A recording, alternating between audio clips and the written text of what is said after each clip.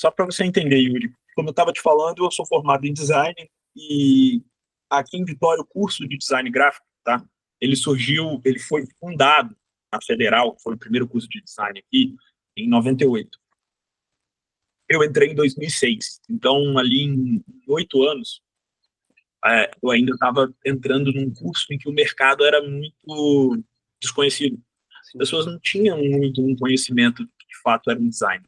Tanto que, quando eu falava que eu prestei vestibular para design, as pessoas achavam que eu ia trabalhar na Vale do Rio Doce desenhando peça para marca, porque o nome era desenho industrial.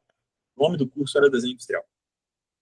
Então a coisa foi ficando dessa maneira, aos poucos, né? Sim. O mercado foi descobrindo o que é, e dessa maneira foi se criando uma maturidade. O problema é que, nessa época, curso de publicidade já era relativamente antigo, aqui no Espírito Santo. A gente já tinha uma premiação chamada Prêmio Colibri, que é como se fosse o nosso clube de criação aqui. E já tinha categoria de design, só que era dominada por quê? Por diretor de arte. E aí o meu caminho natural para entrar no mercado foi trabalhar em agência de publicidade e me envolver com publicidade. Então, ainda na faculdade, eu comecei a estudar matérias eletivas do curso de publicidade. Então, eu estudei mídia, estudei a direção de arte, eu estudei copywriting, planejamento. Eu peguei matérias que pudessem me auxiliar no trabalho como publicitário. Acontece que eu me apaixonei pela publicidade no meio do percurso, porque eu fui fazer design, não era para trabalhar na publicidade, era para trabalhar com games. Eu queria ser ilustrador, eu queria fazer concept art, queria trabalhar na Blizzard, queria fazer uns negócios diferentes, trabalhar com filme, né? Só que, porra, aí você sai do sonho de adolescente e criança e cai na real da vida do adulto, né? O Brasil não tem mercado para isso. Em 2006, se hoje, em 2025, é um ou outro cara muito talentoso, né? Sim. Que é pensado aqui por uma Adobe, por uma Activision, por uma Blizzard, vai trabalhar lá nos Estados Unidos, e às vezes nem é trabalhar lá, é trabalhar daqui, né? O cara, ele desenha aqui, ele vive aqui e só é um contratado terceirizado. Mas é um sonho que a gente acaba tendo, né? Eu entendo um pouco disso, porque eu também já escrevi roteiro assim, e fica pensando, pô, o roteiro pro Mortal Kombat, não sei o quê. Mal sabe a gente que vai chegar lá, o cara vai falar assim, nossa, você senta aí e começa a programar. Exatamente. Então, assim, quando eu fui abraçado pela vida real do adulto, tendo conta para pagar, tendo, porra, preciso ganhar dinheiro, não é assim, né? Sim. Então, eu acabei caindo no mundo da publicidade, me apaixonei pela publicidade, né? E eu sempre fui um cara que gostei muito de arte. Então, assim, na faculdade, História da Arte, eu sempre tive as melhores notas, uma das melhores notas da turma. Quando eu viajo, eu gosto de ir a museus, eu gosto de estudar obras de arte desde sempre, né? Então, lia sobre artistas. Então, a direção de arte, para mim, foi algo meio que no-brainer, né? Tipo, já gostava de desenho, de ilustrar, de animes, de coisas desse tipo. Eu já desenhava em casa, já tinha experiência prática com as mãos, né? Então, foi meio que um caminho natural que eu segui. E aí, quando eu cheguei no mercado publicitário, cara, eu comecei a seguir boas referências, fiz muito curso online, fora, gastei muito dinheiro com isso, investi muito dinheiro nisso. Só que eu sentia que a coisa não ia para frente, porque, no geral, o trabalho do diretor de arte em quase toda agência de publicidade pela qual eu passei, ele nada mais é do que um designer júnior. Nossa senhora. Aí eu fico louco com isso. Me desculpa aí, Vitor, interromper, mas eu fico louco com isso. Puta que pariu. O que é que eles colocam o nome de diretor de arte para poder te deixar felizinho, Né? Colocar mas na tipo um ego. verdade é. Mas na verdade você só é o quê? Você só é um apertador de parafuso, fazedor de layout, né? E aí, pô, você nunca, raramente, tirando as estruturas das grandes agências em São Paulo, Rio de Janeiro, você raramente vai participar de um brainstorming de campanha, de um processo criativo, de um, porra, eu vou eu vou criar um conceito visual aqui que vai se desdobrar nessas X peças. Elas precisam ter uma amarração, porque a narrativa não é só escrita, a narrativa precisa ser visual. Você precisa construir a visão do que você quer na cabeça da sua audiência, né? E você, na verdade, só recebia um briefing com as ideias meio que já, os KBs meio que já pré-prontos, e você só tinha que sair desdobrando e adaptando para outros formatos. Você me desculpa aí se interromper a nossa conversa. Não, pode falar, cara. Não dá pra... Cara, me perdoa, você vai ter que cortar aí uns palavrão aí, cara. Eu não ligo pra isso não, porque eu também falo palavrão pra caramba. Cara, eu fiquei puto com essa porra, mano, porque eu olhei isso, até trouxe uns exemplos depois pra gente dar uma olhada se der tempo aí, cara. Claro. Do livro do Creative Advertising do Mário...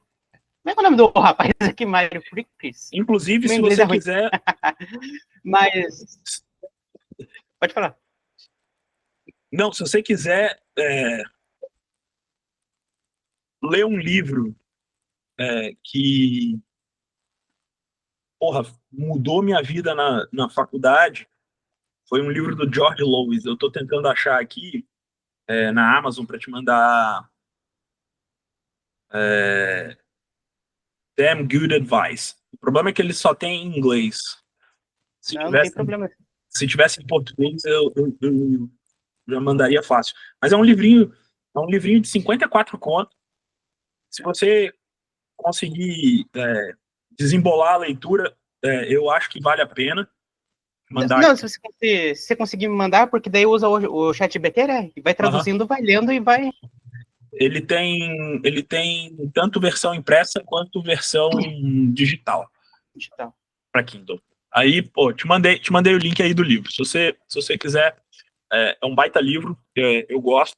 Ele foi assim, o George Lois é um dos principais diretores de arte que virou diretor de criação. Só para você entender, né? Não é tão comum diretor de arte virar diretor de criação na história da publicidade, né? Geralmente diretores de criação são redatores, porque redator pensa em conceito, redator constrói o conceito de campanha, faz a amarração, essas coisas, né? O diretor de arte, às vezes, ele acaba sendo um cara muito só operacional, né? E isso daí afasta de chegar numa visão mais criativa, construtiva de modelo de criação. O que deveria ser o contrário, né? Se a gente pega ali a história, se a gente pega os conceitos e o que a gente está vivendo hoje, né?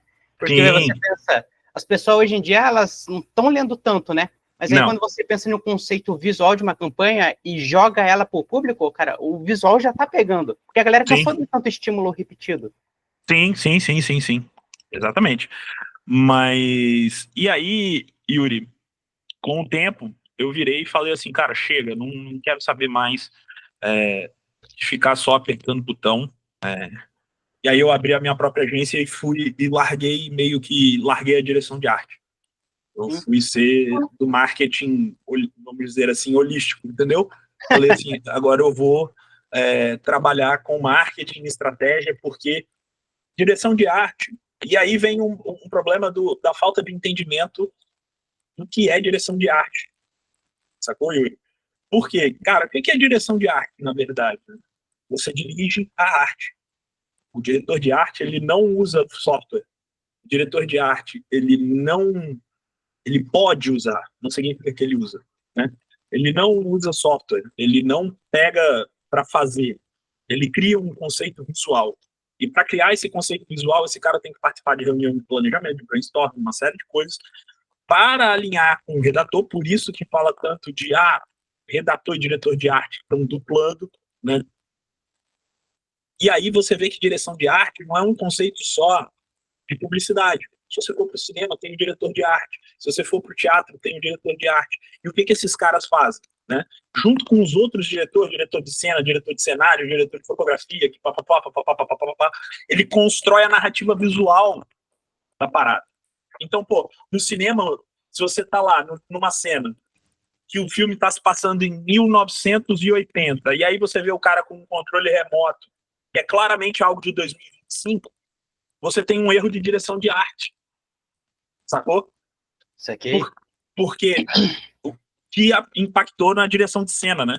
Então, é um erro de direção de arte, porque artisticamente passou a narrativa. Todo mundo entendeu que o controle remoto em 1980 já existia, todo mundo entende o que ele está construindo ali na narrativa da história. Porém, se você for olhar artisticamente, em 1980 não existiria uma coisa desse tipo. Cara, isso faz todo sentido, porque se você pega, por exemplo, vou trazer um jogo aqui, né? Você que já foi da área dos jogos, aí você vai pegar esse exemplo. O Silent Hill 2. Se você pega aquela direção de arte, puta que pariu, meu amigo do céu, aquela visão, aquela neblina, aquela negação. Não vamos falar tanto do jogo em si, mas você pega aquele trabalho visual, há um diretor que dirigiu aquilo ali, né? Sim. A visão e a narrativa que ele queria passar. Exatamente. E aí você vê, por exemplo, óbvio, hoje existe uma questão nostálgica, existe. Mas, por exemplo, Diablo 2 foi o jogo de RPG que eu mais joguei na minha vida. Lançou, eu tinha 14 anos de idade quando lançou lá em 99, 2000. Sacou? Tinha 13 para 14 anos. Eu passei 3, 4 anos da minha vida jogando aquela porra no gráficozinho 2D que hoje a gente olha é uma merda. Mas, porra, cara, olha a direção de arte. O som complementava o cenário, o sangue que voava na tela, com os efeitos sonoros de quando você matava um monstro. Tinha toda essa coisa. E isso tudo se engloba em direção de arte. Porque você pensa assim, pô, tem a direção de arte, aí tem a direção de efeitos sonoros, direção de fotografia, direção de cenário, direção... Você vai colocando, né? E o diretor de arte, ele está abaixo do diretor de criação, porque o diretor de criação ele está dirigindo a criação. E aí, abaixo do diretor de... O diretor de criação, ele está abaixo do diretor geral, né? Que é o diretor, por exemplo, no cinema é o diretor, né? Tipo, é um Steven Spielberg da vida. A gente pensa, eu tô pensando no Coppola agora, lá, dirigindo. O Coppola, diversos outros, o Tarantino também, né? O Tarantino é um cara que é foda em direção de arte. Nossa senhora, que ele uma vez em Hollywood, se pega aquela direção, fotografia, nossa senhora. Perfeito. E é por isso que ganha Oscar, entendeu? Porque não tem como, você coloca contra os concorrentes e tá muito à frente. Então, assim, por que eu me frustrei? Porque, de fato, eu comecei a perceber que o que eu gostava, obviamente, era criar e materializar. Eu gostava de pensar no conceito das paradas e usar minhas habilidades para fazer, né? E aí eu percebi que durante muito tempo usaram como desculpa, né, o meu cargo. Mas você é diretor de arte, para poder meio que ludibriar pelo ego. Nossa senhora. Mas no fundo eu era só um designer. Ô, Vitor, desculpa interromper você, mas é que eu também quero compartilhar minha dor quanto a isso. Porque, assim, eu entendo o que você está falando, porque eu também não consigo ser só um copywriter. Você chega e fala assim, você vai ser o cara do texto. Vai se fuder. Eu gosto de criar, eu gosto de pensar no conceito visual, eu gosto de trazer a visão, eu gosto de trazer a visão do vídeo em si, né? Do roteiro, dos elementos. Você acha que eu vou ficar só escrevendo? E os caras falam assim, não, cara, você é só um copywriter. Então, vamos pegar um exemplo de algo que o copywriter precisa ter uma visão de direção de arte. O roteiro tradicional de publicidade, que ele geralmente é em tabela, né? Que de um lado tem a lock e do outro tem a imagem, né? Eu até hoje produzo meus roteiros de vídeo, tipo vídeo de Instagram, Reels, meus vídeos de YouTube, eu produzo desse jeito, porque foi o jeito que eu aprendi, é o jeito mais fácil de você casar a ideia com o visual, a ideia com o visual. Se você não tiver, obviamente, um moodboard, se você não tiver lá o storyboard prontinho para acompanhar. Sim. Então, cara, isso daí acaba criando o contexto que você fala, porra, faz sentido, sabe? Você não pode ser só um redator, você não pode ser só um diretor de arte. E aí eu quero trazer um exemplo de um curso que eu fiz na época na Cuca, não sei nem se ela existe mais, mas era uma concorrente da Miami Ed School lá de São Paulo, e a Cuca era online. E aí eu fiz, há uns 10 anos atrás, eu fiz um curso online deles em direção de arte, que foi com um cara que era diretor de arte era o Denis Cacaso. É o Denis Cacaso, no caso. Ele mora em Londres, ele é diretor de arte de uma dessas agências multinacionais. E aí ele passou um briefing que era, vocês precisam criar uma peça, um pavê, para Nike, sem texto, usando só o slogan Just Do It. Caralho. E, porra, eu sou fã de esporte, né, cara? Você tá vendo, eu tenho uma marca de kimono, me amarro em futebol americano, porra, eu gosto. É um assunto que eu gosto. E aí eu comecei, cara, na época, tava perto de entrar nas Olimpíadas 2015, no ano seguinte ia ter Olimpíada aqui no Brasil e tal, e muitos atletas da Nike estavam em destaque, se destacando nas suas categorias, e aí, porra, eu levei um tempão, mas aí eu falei, cara, vou fazer uma parada diferente. E se todos esses atletas da Nike, ó, a ideia do conceito, se todos esses atletas da Nike, eu conseguisse pegar a imagem de todos esses atletas da Nike, recortasse eles em grandes momentos do Just Do It e formasse a frase. Caralho, olha que foda essa porra. Puta que pariu, é isso que eu fico louco, irmão. Todo mundo fica falando hoje em dia de criatividade, aqui é criatividade. Não é fácil pensar nisso, não. Não, aí, porra, peguei uma tipografia reta para fazer o escopo do Just Do It, né? Porque se tivesse serifa ia ser foda de botar, então peguei uma tipografia bem retona. E aí fiz o grid, meu conhecimento de design começa a montar o grid, então, porra, como que eu vou casar esse grid aqui e tal, para guiar o conceito visual. O pôster tipográfico ficou assim, minimalista, do jeito que a Nike gosta, que não sei o quê, lembrando o arquétipo do herói. Aí eu comecei a modelar as letras. Irmão, eu levei 4 dias para fazer isso. Caralho, olha isso, irmão. Porque eu ia no Google pesquisar quais eram os atletas de cada modalidade, que eram destaque, os melhores em suas categorias, que eram patrocinados pela Nike, e aí eu tinha que procurar fotos em alta qualidade desses caras na internet. Na época não existia Canva com a qualidade que tem de arrancar fundo, eu tinha que recortar na canetinha do Photoshop, sacou? Às vezes reconstruir um pedaço da imagem, trabalho do cão para poder modelar. E o computador para aguentar também, né, na época, da vida. A sorte era que eu tinha acabado de comprar um MacBook na época, tinha 2 anos só que eu tinha um MacBook. Eu falei assim, agora também eu vou usar. Só que você vê que tem alguns que a imagem não tá na melhor qualidade. Então, pô, você vê aqui a Serena Williams não tá na melhor qualidade. O John Jones estava numa puta qualidade aqui. Então eu tive que começar a usar artifícios para colocar os caras de uma forma que não ficasse em destaque os que estavam em baixa qualidade, mas que ainda conseguissem me ajudar a passar a mensagem, sacou? Sim. Cara, esse foi o resultado final. É um dos trabalhos que eu mais gosto na minha vida. Eu tenho vontade de mandar imprimir em alta e moldurar para colocar aqui no meu cenário, no meu escritório, que eu amo esse trabalho. Eu acho ele, assim, tipo, sabe? Todo mundo fala, você não pode se apaixonar pelo resultado, você tem que se apaixonar pelo processo. Foda-se, eu amo o processo desse trabalho e eu amo o resultado dele. E eu amo o resultado porque teve o processo. Exatamente.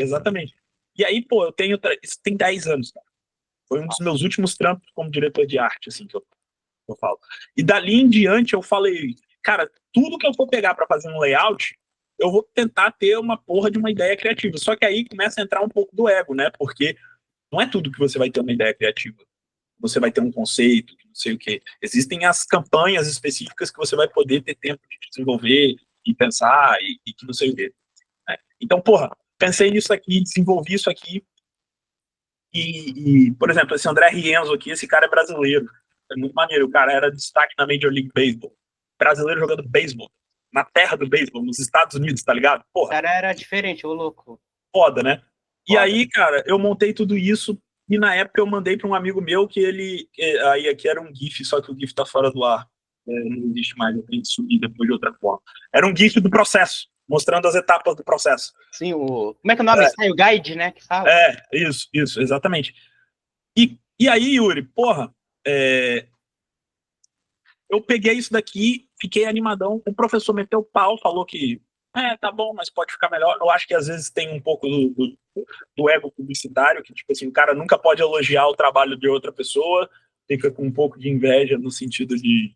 Não, e eu já vi isso e parece que existe alguma coisa, assim, você vai me ajudar a entender melhor esse sentimento, que é tipo, o cara que olha aquilo ali, tipo, cara, seu trabalho tá bom, deixa eu ver aqui se eu consigo melhorar ele, como se você... Parece que você nunca pode ter sido o responsável por ter feito uma parada diferenciada. Sempre tem que ter um detalhezinho para ser melhorado. E aí eu lembro que eu mandei isso aqui para um amigo meu que redator. Hoje ele nem trabalha mais na publicidade, largou tudo e veio para o interior com a esposa porque a família da esposa dele tem fazenda aqui no interior do estado, planta morango, e hoje ele vive de freela, faz um outro freela pela internet como redator, mas o que ele se amarra mesmo é viver na fazenda, viver de boa. Tá? Seguir os sonhos. Só que o cara já chegou a ganhar Cannes, tá ligado? Nossa, eu queria ver o trabalho disso aí, eu não sei se o portfólio dele ainda tá no ar, Will Viscaíno. E, porra, eu conversava muito com ele, né? E na época eu mostrei pra ele essa obra, ele falou, cara, tá bom, mas não tá nível de direção de arte daqui de São Paulo, não. Se fosse um diretor de arte aqui de São Paulo, te mandar aqui um portfólio dele de vídeos, né, de VTs, do Vimeo dele. E aí,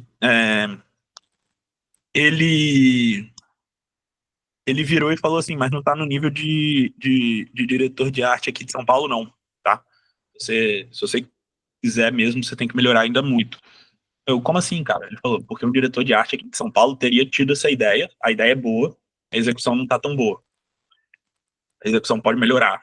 Porque um diretor de arte foda que ganharia prêmio, ele não iria fazer com foto, ele iria ilustrar. Aí eu falei, cara, vai se fuder. Nossa, assim. Aí já desanimou também, né, cara? Puta que pariu.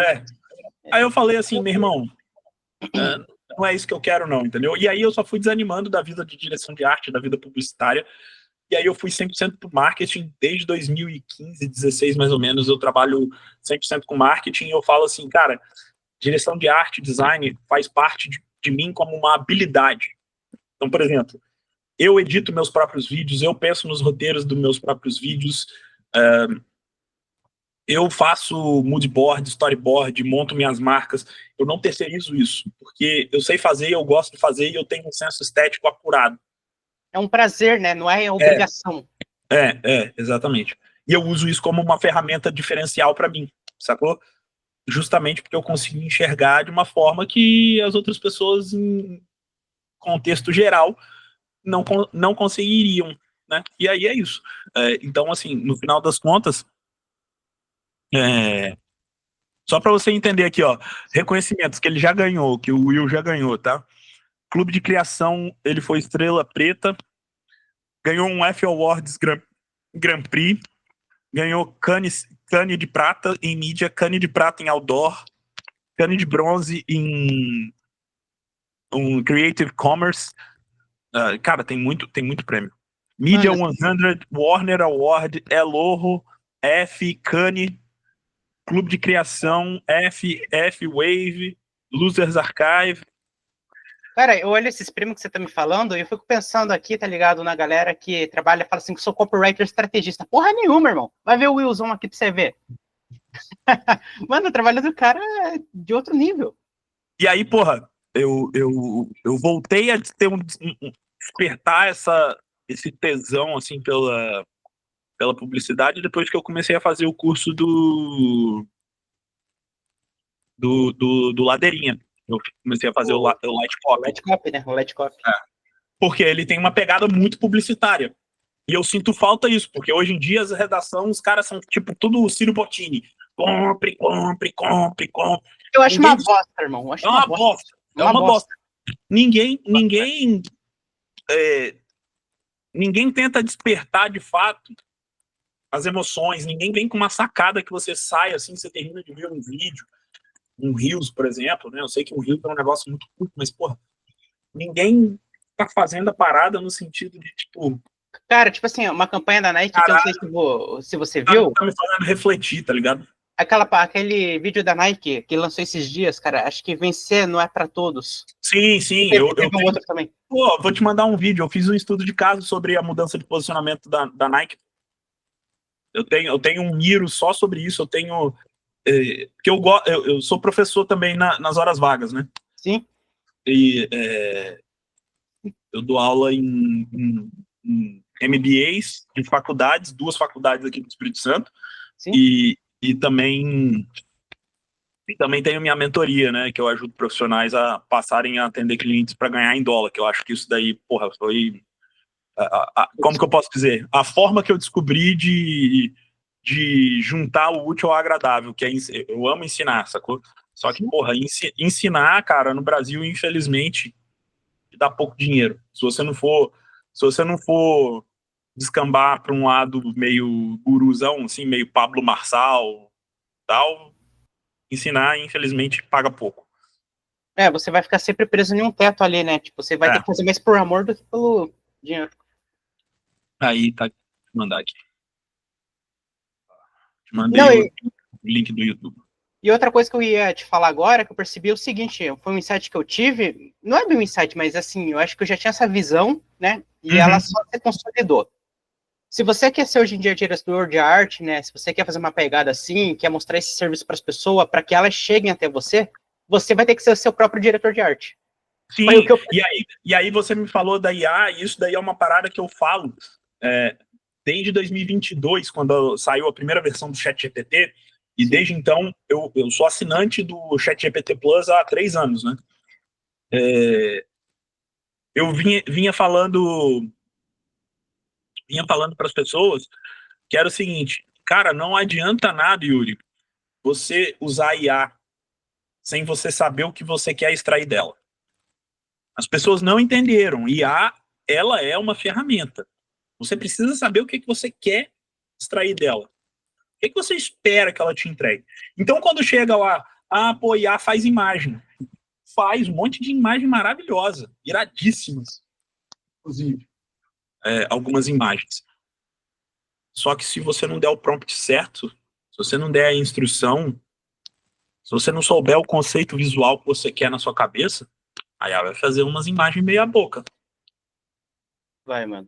E isso que eu pensei, cara, olha que eu acho foda da IA. Você pode, hoje em dia, criar o seu próprio moodboard. Mas quem que tá Sim. pensando nisso? A galera tá pensando na imagem pronta, lá no design final. Ninguém tá pensando, cara, eu tô com um conceito aqui. Eu não sei se você chegou a ver meu último post. Ou não, não, cara, eu tô, ultimamente, em rede social, eu tô entrando só pra publicar. Mas depois me manda o link aí pra eu poder ler.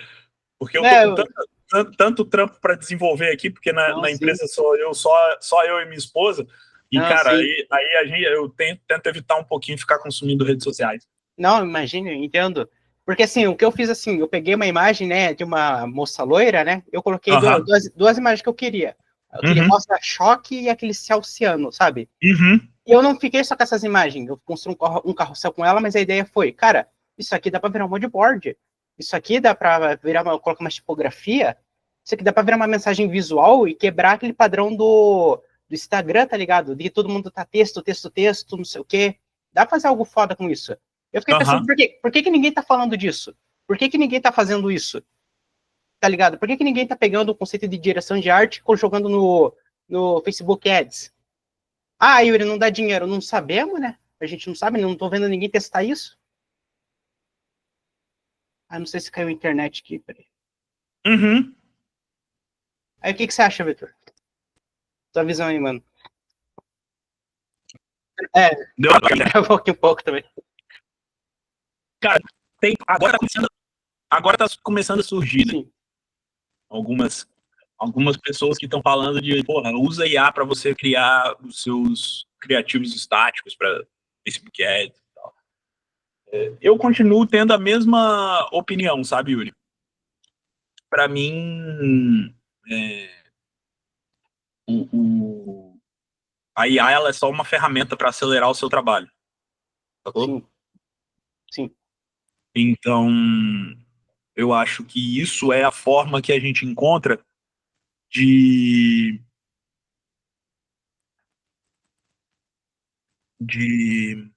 fazer funcionar o sistema sem você ter que inchar a sua estrutura.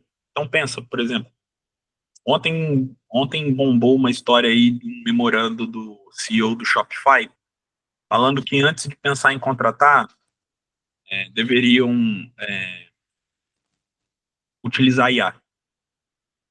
Então, antes de contratar, crie um processo utilizando IA, use IA para fazer funcionar e daí em diante, se não tiver jeito, se não der para acelerar, não tiver um resultado bom com IA, aí sim, a gente contrata. Então, eu acho que é esse o movimento que a gente vai viver, entendeu, Yuri? Eu acho que esse é um movimento que o mercado vai viver dessa maneira. Só para compartilhar aqui contigo, vou te mostrar a tela aqui, sobre as análises que eu fiz da Nike, só para você entender. E eu acho que isso também é parte do trabalho de um bom criativo, de um bom diretor de arte, de um bom redator. É você pegar e fazer engenharia reversa das coisas que estão fazendo sucesso, né? Então, por exemplo, tem muita gente que acha que branding é só marca, né? Só você criar o design de marca ou agir de acordo com o arquétipo. Não é. Então, por exemplo, eu peguei e fiz essa desconstrução aqui no Miro, que é o seguinte: o branding, ele foi construído em cima de pontos de relevância da Nike. Então, a gente tem o ethos, que é a identidade de marca, o zeitgeist, que é o espírito da época. Então, cada período da história, né, tem um zeitgeist específico, né, que é como se fosse assim, comportamento, a parte comportamental, né? E a gente tem a parte do arquétipo, que é a representação imagética, né? Então, quando a gente pensa na identidade da marca, na Nike, né, os valores intrínsecos e as crenças internas reforçam o arquétipo, né? E quais são esses reforços do ethos da Nike com relação ao arquétipo? Resiliência, conquistas e desafiar seus limites. Guarda isso. O Zeitgeist, então, é ligado a tudo que é externo, né? Os valores, crenças e culturas externos, que não são da marca, são da sociedade. Então, o que a Nike fez aqui? A Nike utilizou o espírito dos movimentos sociais, diversidade e sustentabilidade para se conectar emocionalmente com o público, principalmente ali na época da pandemia, que teve aqueles movimentos de Black Lives Matter e tudo mais. A Nike se posicionou naquela visão. E ali, a representação imagética, o arquétipo que a Nike traz é sempre o arquétipo do herói, que inspira superação, resistência, força. E aí eu fiz um timeline de 2018 a 2024 aqui, das campanhas. Então, assim, cara, 2018, a Nike lança aquela campanha do Colin Kaepernick e se posicionando especificamente pro Black Lives Matter e tudo mais. 2019 e 2020, eles fazem uma expansão dessa visão de inclusão, né? Sim. E aí, no final de 2020, eles têm uma mudança de CEO, sai o Mark Parker, que foi CEO por mais de 10 anos da Nike, e entra o John Donahoe, que foi ex-CEO da ServiceNow e da eBay. Aí, em 2021, eles fazem começam a sair um pouquinho da visão tão inclusiva, meio woke da coisa, e vai para uma visão de volta ao arquétipo deles. Então, umas campanhas que focam em superação pessoal e coletiva, né? Que trazem ali, de novo, o Just Do It com uma nova leitura, que é o Play New, que é jogue novamente, né? Na coisa da superação da pandemia, trazer a superação da pandemia como algo relevante para o povo. E aí, a gente tem aqui ano passado, que foi durante as Olimpíadas, essa campanha que você falou, que aí rompeu completamente com a coisa da coletividade que a Nike vinha trazendo, né, dos posicionamentos. E aí eu montei também um estudo de caso. Então, daqui, né, a Nike começou ali em 2018 com Colin Kaepernick, só que não contava que esse cara, eles assinaram um contrato muito antes da campanha, só que quando saiu a campanha ele já estava em declínio. Nossa. Ele era a representação do arquétipo do herói, né? Ele era ídolo, ele era decisivo, ele foi requisitado, ele foi considerado inúmeras vezes em diversas reportagens. Os analistas de esportes de futebol americano perguntavam o que Colin Kaepernick tinha que outros profissionais não tinham, enfim, né? E aí ele começou a decair muito rápido. Então ele virou um cara falho, inconsistente, rebelde, porque ele começou a se ajoelhar para o hino americano, virou uma confusão, politizou uma parada que não deveria se politizar. Então o que aconteceu ali? Com essa campanha, a Nike rompeu demais, esticou demais o tecido arquetípico. Então ela rompeu com os posicionamentos originais dela, né? E aí Mas, ô Victor, desculpa interromper rapidinho, que foi um negócio que me chamou a atenção aqui. Quando esse tipo de coisa acontece, cara, as ações da Nike despenca, né? Porque eu penso assim, o cara tá sendo associado a uma coisa ruim, né? Eles ficam, calma, que aí vem a parte boa da análise, porque eu fiz isso daqui, eu fui documentando etapa por etapa, durante vários anos. E aí, botei aqui a campanha, e aí eu tenho esses prints aqui de Twitter, que são da época, tá vendo que tem as datas certinhas aqui? Fui eu que tirei na época, né? Então, aí falando aqui, esse cara falando que quando saiu a campanha de 30 anos em 2018, né? Sim. A Nike já tinha contratado o Colin Kaepernick há muito tempo. Logo depois que saiu a campanha, as vendas da Nike subiram 31%, mas as ações haviam caído. Porra. No período, as buscas pela Nike no Google Trends, durante 10 dias, estourou. E aí depois voltou a um nível normal. E aí a gente vê, estourou as pesquisas, quais são as palavras-chave associadas a isso, né? As palavras-chave do nome do atleta, que estavam crescendo, mas também estavam crescendo boicote, protesto, ajoelhar no hino americano, enfim. E aí eu documentei no final, depois de quase 2 semanas, desde que tinha saído aquela campanha, no perfil do Instagram do Colin, ele fez um lançamento de uma camiseta igual. Eu sou fã dele como atleta. Tem até a camisa dele de São Francisco aqui. Ele lançou uma camisa preta, porque na época nem tinha tido o movimento Black Lives Matter, né? Ele era um cara que só falava muito sobre a desigualdade racial nos Estados Unidos. E aí ele construiu. Aí eu tirei print de cada uma dos posts e a consequência, tipo, a camisa esgotou em questão de horas, tá? Vendeu muito rápido. Mas como é que você fez essa leitura contextual inteira? Assim, ano passado. Pesquisa mesmo? Pesquisa. É porque essa daqui de 2018, eu fui coletando isso por curiosidade. Eu falei assim, caraca, isso daqui é uma campanha bem amarrada, né? Tipo, essa construção toda, no fundo, era para vender uma camisa, tá ligado? Mano, eu fico louco com isso, sabe por quê? Porque você, tipo assim, a galera vai falar, você tem que fazer a pesquisa do avatar, você tem que fazer a pesquisa de cópia. Olha a pesquisa que você fez. Pegou o contexto, pegou o histórico, pegou o que o produto estava sendo vendido, o momento da venda, os valores. Isso aqui é pesquisa de verdade. Sim. Você entendeu a sociedade, contexto, conteúdo que você criou, narrativa, você criou um enredo, né? E aí, a camisa esgotou em questão de horas, a camisa custava $99, dias depois estava à venda no StockX por mais do que o dobro do preço. Caraca.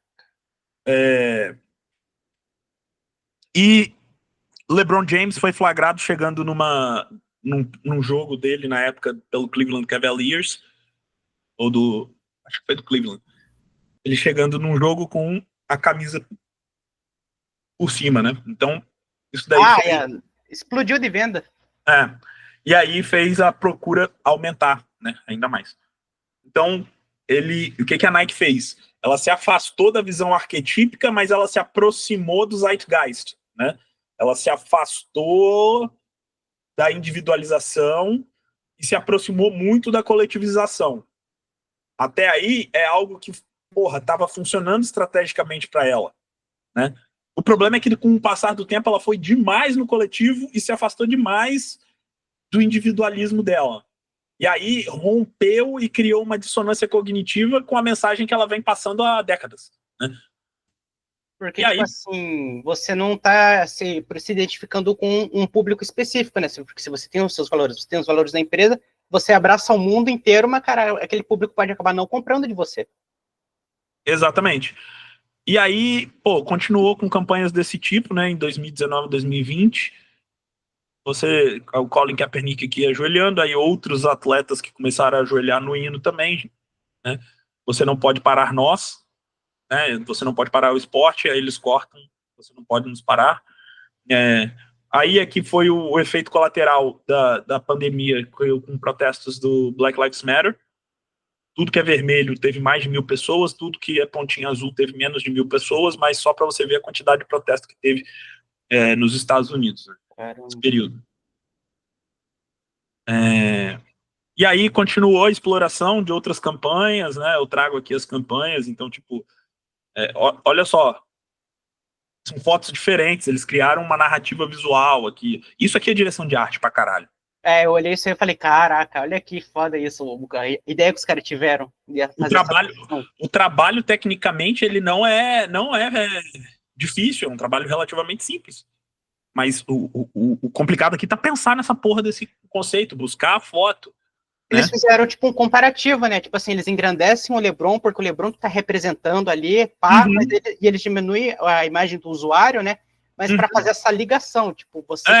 olha, eu estou te dando a mão, eu sou a Nike, o LeBron é a Nike, e o atleta mirim ali é você. Então, tipo, oi, eu, Nike, estou te dando a mão, eu tô junto de você, sacou? Caralho, isso é forte, cara. Nossa senhora, mano. Isso é forte. Mesma coisa que Giannis Antetokounmpo, e aí as meninas brancas jogando lacrosse. Eles fizeram isso em várias coisas. Aqui a Megan Rapinoe e o Colin Kaepernick.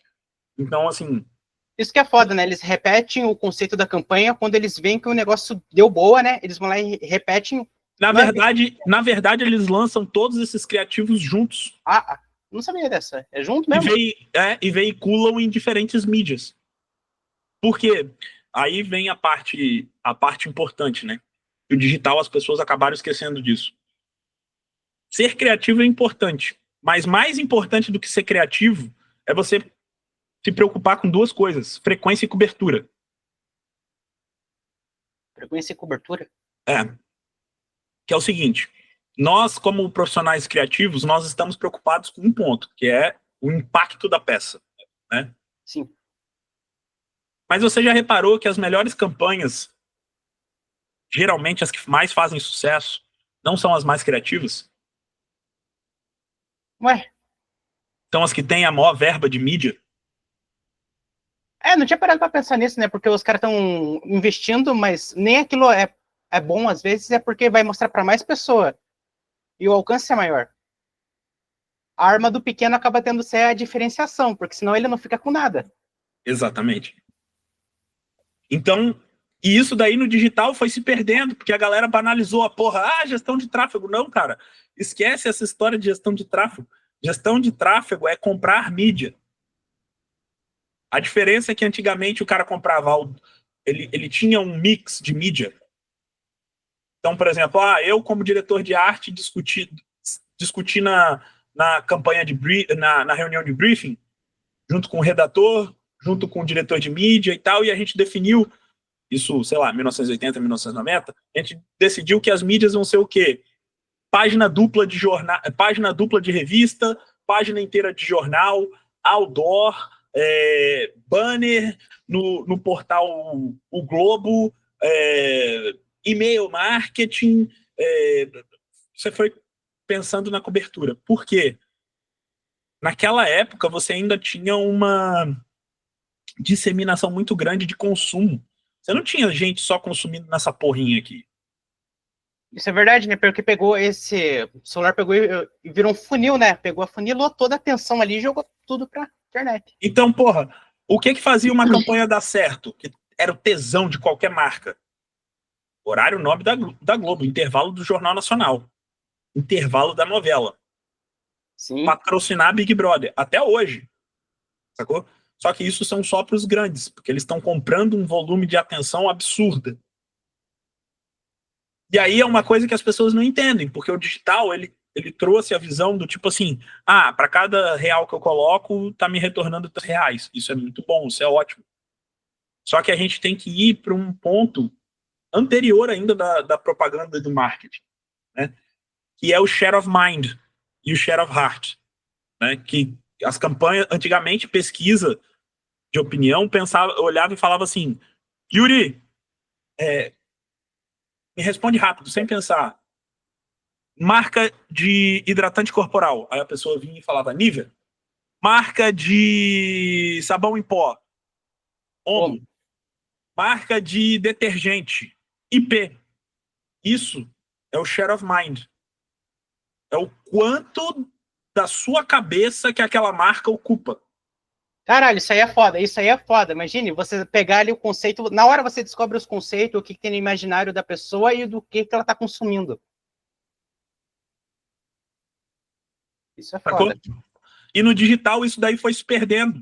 E aí a gente vê um monte de guru falando um monte de abobrinha aí, de tipo, quando na verdade, cara, você quer crescer, não tem jeito, é frequência e cobertura. Por que que perfil grande do Instagram atrai mais negócio? Cobertura. Significa que ele tem mais alcance. Ah, significa que ele vende mais? Não necessariamente. Só que ele tem mais cobertura. Nossa, tipo assim, eu tô olhando essa porra aqui e tô pensando, cara, o jogo não mudou. O jogo não mudou. Não mudou. Continua a mesma coisa. As pessoas ficam inventando narrativas diferentes para querer vender os produtinhos delas como se fossem cápsulas milagrosas. Pílula do emagrecimento. Não é, cara. O jogo não mudou. O jogo é a mesma parada, tá ligado?